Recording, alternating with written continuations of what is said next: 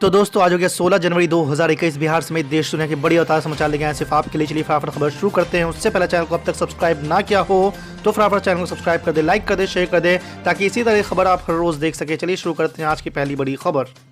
कृषि कानून पर केंद्र और किसानों में 90 दौर की बातचीत के बीच शुक्रवार को कांग्रेस ने देश के कई हिस्सों में किसान अधिकार रैली निकाली। नई दिल्ली में पूर्व कांग्रेस चीफ राहुल गांधी के साथ बहन प्रियंका गांधी भी शामिल हुई। दोनों ने ट्रक पर सवार होकर राजभवन मार्च में हिस्सा लिया।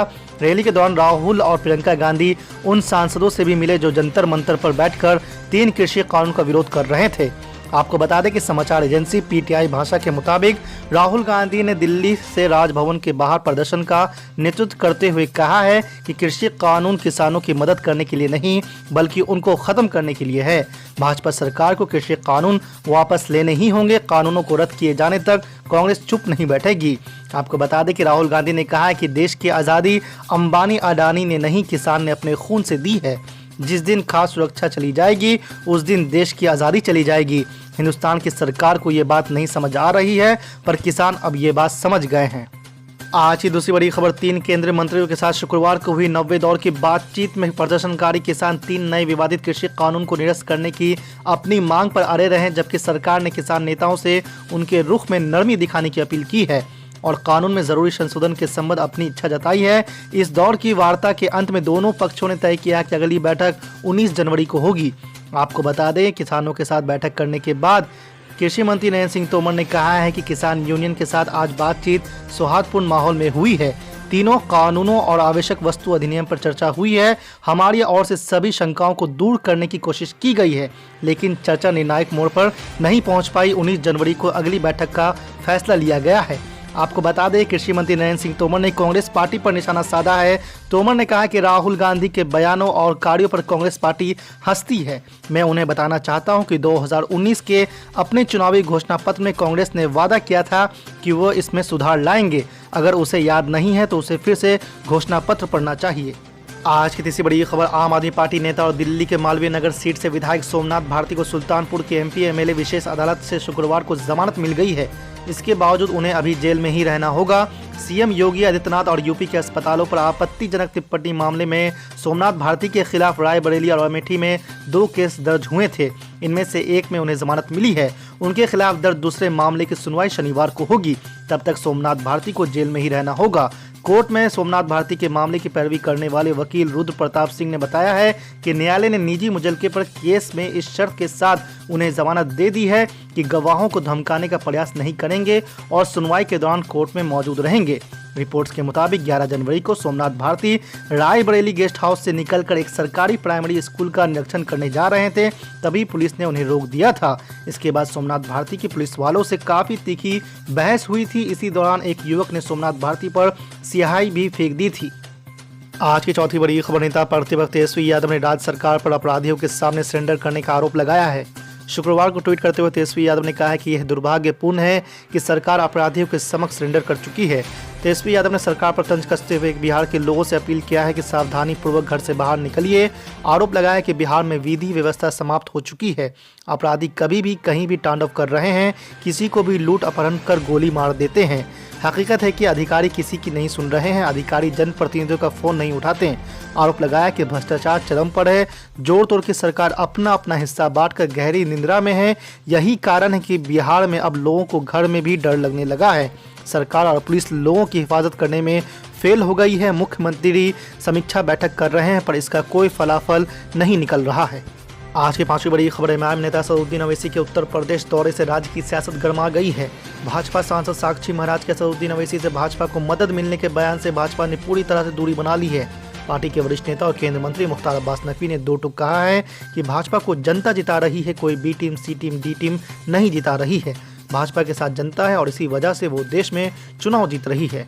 दरअसल असदुद्दीन ओवैसी के दौरे पर चुटकी लेते हुए भाजपा सांसद साक्षी महाराज ने बयान दिया था कि उन्हें ओवैसी से खतरा नहीं है बल्कि फायदा है। जैसे असदुद्दीन ओवैसी के चुनाव लड़ने से उन्हें बिहार में मदद मिली थी, वैसे ही बंगाल और यूपी में उनकी मदद करेंगे। इस बयान के बाद बीजेपी नेता मुख्तार अब्बास नकवी ने साफ किया है कि ओवैसी को कौन जानता है, उन्हें बी टीम, सी टीम और डी टीम कहना गलत है। साक्षी महाराज के इस बयान पर ओवैसी की पार्टी ने पहले बिहार जिताया, अब पश्चिम बंगाल उत्तर प्रदेश जिताएंगे। भाजपा नेता केंद्र मंत्री मुख्तार अब्बास नकवी ने तीखी प्रतिक्रिया देते हुए कहा है कि भाजपा को जनता जिता रही है, कोई बी टीम या सी टीम नहीं। आज की छठी बड़ी खबर, जाप सुप्रीम पप्पू यादव ने बिहार सरकार पर साधा है निशाना। कहीं मक्का है, कहीं मकान है, कहीं गड्ढा है। आप कभी सोचते हैं कि भारत के किसी फसलों पर जो यहाँ 1 बीघा से ज्यादा जमीन वाले कौन कौन लोग हैं? जरा हाथ उठाइए तो 1 बीघा से ज्यादा जमीन वाले उठाइए, उठाइए सर, 1 बीघा से ज्यादा जमीन वाला उठाइए। आपके खेत में पानी आया कि नहीं आया? केनाल और नहर आपके तरफ तो दिखने को मिल भी जाता है। भारत के और हिस्से में तो केनाल और नहर है ही नहीं। आप बार बार चर्चा करते हैं नरेंद्र मोदी, नरेंद्र मोदी। अगले बार बहुत गिना गिना करके मैं आपको बता देता हूं, यूरिया में कटौती, सल्फाइड में कटौती। आपको जोड़ दूंगा, हिंदुस्तान की सारी सब्सिडी किसानों की समाप्त कर दी गई। अभी बीमा की बात क्या कर रहे थे? हमेशा भारत के किसानों की जिंदगी की बीमा की बात, सरकारी नौकरी की बीमा की बात है, अन्य लोगों की बीमा की बात है, पप्पू यादव की बीमा की बात है। LIC जो दुनिया का सबसे बेहतर था, उस LIC को आप दे दिए पूंजीपतियों के हाथ। 35 रुपया जिस ट्रेन में हमको लगता था इस स्टेशन से उस स्टेशन जाने में, उसकी दाम बढ़ गई 70 रुपया। जो दुनिया में डीजल पानी के भाव में है, वो यहाँ पर मिलता है दुनिया का सबसे महंगा। गैस तीसरी तरफ लगभग सब्सिडी आपने कटौती कर दी। जितना यूरिया देते थे उसको आधा आपने कर दिया, बीज को आधा कर दिया, बाजार को खुला कर दिया, बीज को बाजार में लाने पर हमको मजबूर कर दिया।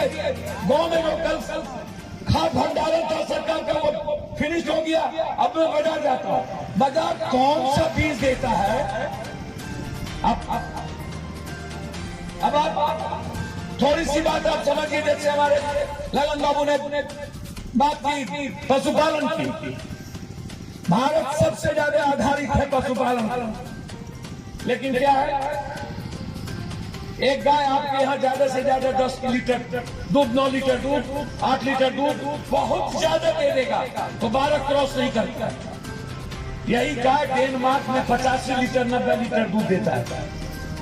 85 लीटर 90 लीटर जो गाय और भैंस आपके यहाँ दूध देता है, वो दूध जहरीला है, क्योंकि आप उसको वही घास खिलाते हैं, वही पानी पिलाते हैं, जिससे आप उसको धुलवाते हैं। जो घास उसके लायक नहीं होता है, जो पानी पीता है, वो उसके भैंस के, गाय के में सर्कुलेट करता है, और जब वो दूध देता है तो उसमें यूरिया का सब्सटेंस ज्यादा है, जो आदमी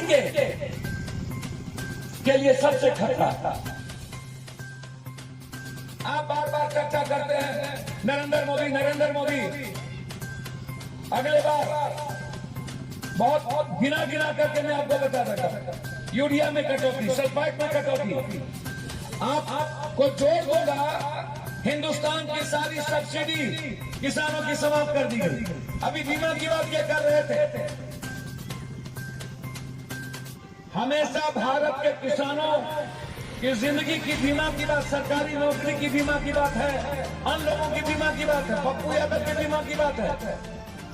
LIC जो दुनिया का सबसे बेहतर था, उस LIC को आप दे दिए पूंजीपतियों के हाथ।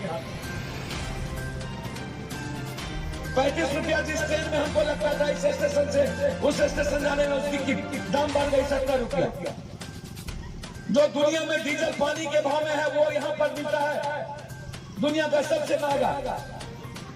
गैस तीसरी तरफ लगभग सब्सिडी आपने कटौती कर दी। जितना यूरिया देते थे उसको आधा आपने कर दिया, बीज को आधा कर दिया, बाजार को खुला कर दिया, बीज को बाजार में लाने पर हमको मजबूर कर दिए।